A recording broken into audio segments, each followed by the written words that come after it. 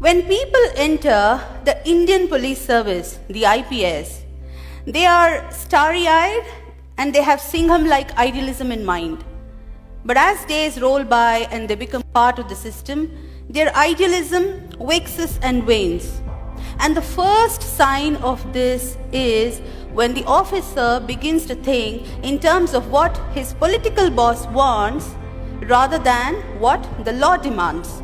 I was posted as the Deputy Commissioner of Police, Bengaluru City Armed Reserve, and my job was to supervise man management, personnel deployment, and therefore I took stock of the situation as to where my boys had been deployed. And to my utter shock, I found that a number of politicians, the public representatives, the MLAs, MPs, MLCs and so on, had kept gunmen in excess of the authorized number they were supposed to keep. Now, I made a list. There were 82 politicians who had kept about 216 gunmen in excess of the number they were entitled. I started withdrawing them. The first resistance came from my own boss, who reprimanded me in front of my subordinate officers. Yet, undeterred, I completed the task.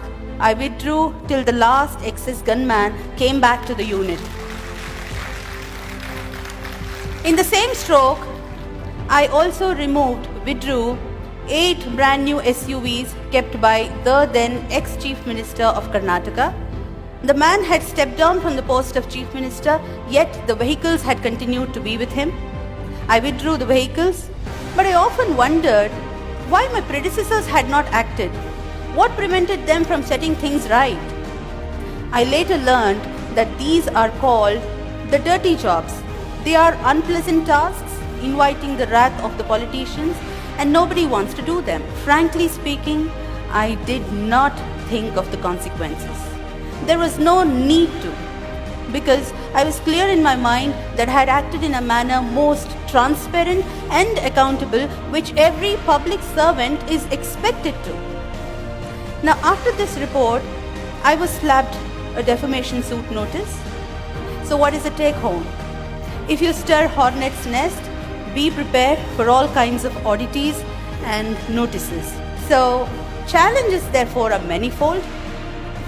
Yet, if the officer is willing to take risks, if the officer has nothing to hide, if he is clear in mind that he has acted lawfully and is fair, if he does not cling on to politicians for perks, cushy postings and so on, and last but not the least, if he has kept his bags packed ready to move out anytime if transferred, then such an officer, he or she, becomes a force to reckon with.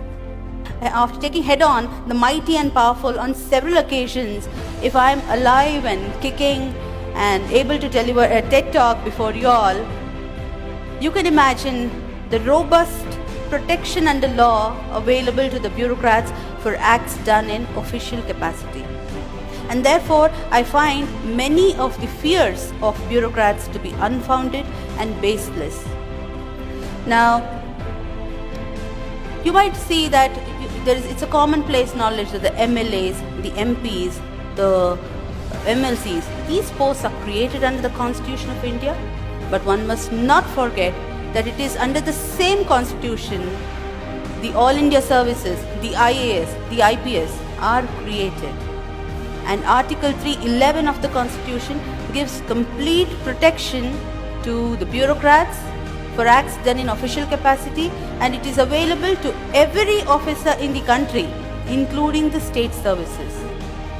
So the day the bureaucrats are able to come out of the phobia of transfers, the phobia of politicians, we will have the best bureaucracy in the world.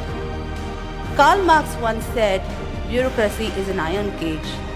But I find that our bureaucrats have chained themselves. They are the ones holding the chains. The day they break away from these self-imposed chains, the day they start exercising their real powers, we will see a new India. Thank you.